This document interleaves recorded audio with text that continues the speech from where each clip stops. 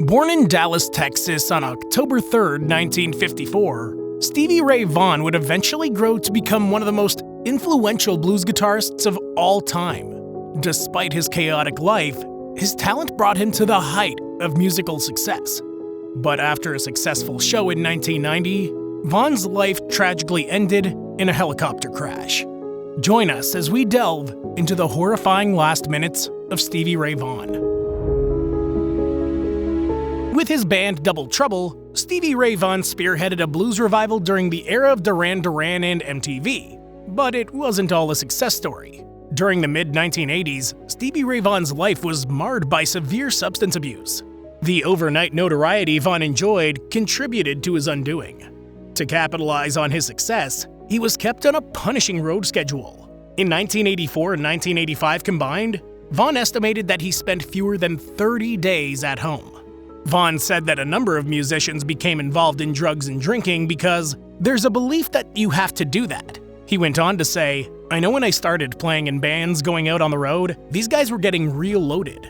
And the first thing I thought was, well, that's how you do it. If you do this, you'll sound like these guys. That's literally what came into my head. And I tried it, and I thought I sounded much better. Yeah, I was getting better. But it was because I was a good musician in the first place, and the drugs hadn't killed anything yet." After he became famous, that delusion was further supported by his audiences, who applauded regardless of whether his playing was affected by his addictions. "That's the deal about compliments," Vaughan said. "Sometimes they feel good and sometimes they feel stupid. It seemed like sometimes people would scream because you're playing good, and sometimes some people would scream and yell because you were so messed up. And if there's a bunch of them, it sounds pretty much the same." His addiction reached its peak during the Couldn't Stand the Weather and Soul to Soul tours. Vaughan's addiction was consuming.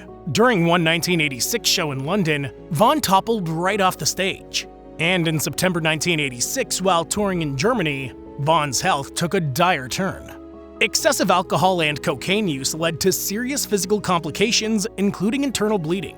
He was using a quarter ounce of pure cocaine daily, dissolving it in whiskey due to the damage to his nasal septum. His stomach lining was deteriorating, and cocaine had crystallized in his intestines. His condition was so critical that medical professionals gave him a sobering choice: stop drinking and using drugs or die young.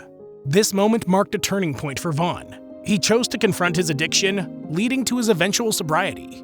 And Vaughan's sobriety didn't slow him down. Instead, it ushered in a period of creative renaissance for him.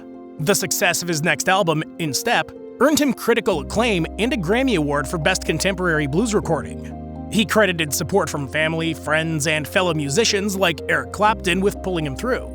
It was Eric who invited Vaughan and Double Trouble to support him at a pair of shows at the Alpine Valley Music Theater in August 1990. Unaware, he was inviting Stevie Ray Vaughan to his death.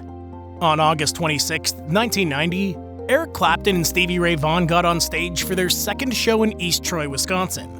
Vaughan and his band were Clapton's opening act, and they played in front of around 40,000 fans that day. Just a few hours later, Stevie Ray Vaughan was dead, a victim of a helicopter crash.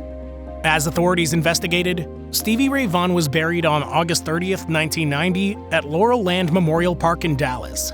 Funeral services were held, with over 1,500 people attending and 3,000 more outside the chapel. And tributes to his memory poured in from Stevie's friends, family, and fellow artists. Jimmy Vaughan, Stevie's brother, wrote and recorded Six Strings Down in his honor. Bonnie Raitt dedicated her 1991 album Luck of the Draw to Vaughan.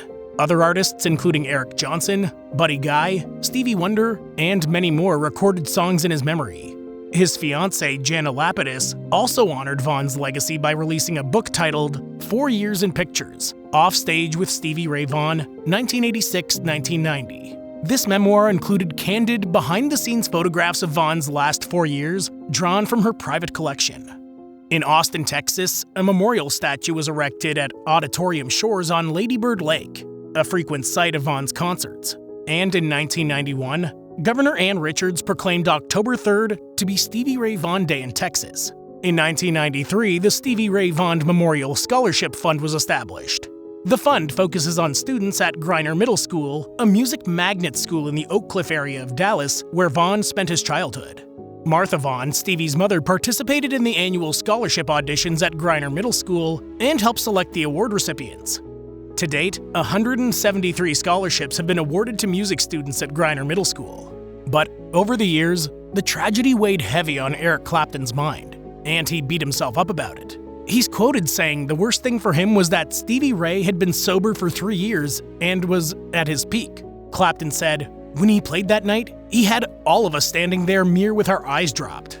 I mean, Robert Cray and Jimmy Vaughan and Buddy Guy were just watching in awe. There was no one better than him on this planet. Really unbelievable." So, what exactly happened the day of the crash? On August 26, 1990, Stevie Ray Vaughan delivered one of his most memorable performances. At the Alpine Valley Music Theater, he played alongside Eric Clapton, Robert Cray, and Buddy Guy. His final song that evening was a 17-minute rendition of Sweet Home Chicago. That same day, Vaughan shared a chilling premonition with his band. He recounted a nightmare where he attended his own funeral, feeling an odd sense of peace. As they prepared to leave, the weather got worse.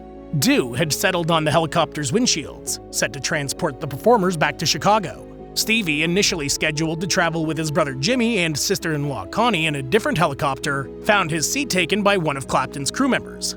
Anxious to return to Chicago, Stevie asked to take the last seat in another helicopter, a Bell 206B Jet Ranger piloted by Jeff Brown. His brother and sister-in-law agreed, unaware that would be the last time they ever saw Stevie Ray Vaughan alive.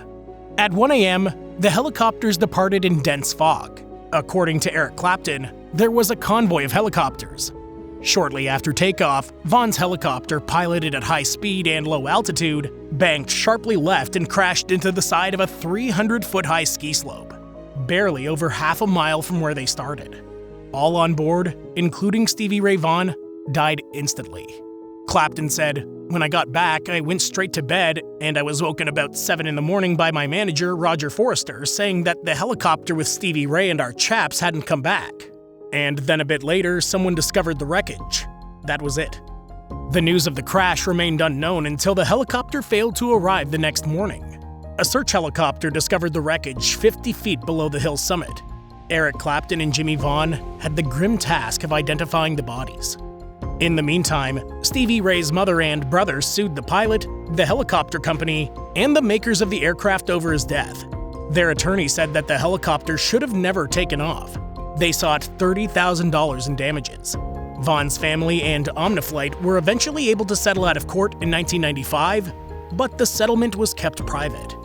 In its final report on the accident investigation, the National Transportation Safety Board determined that the crash was due to pilot error.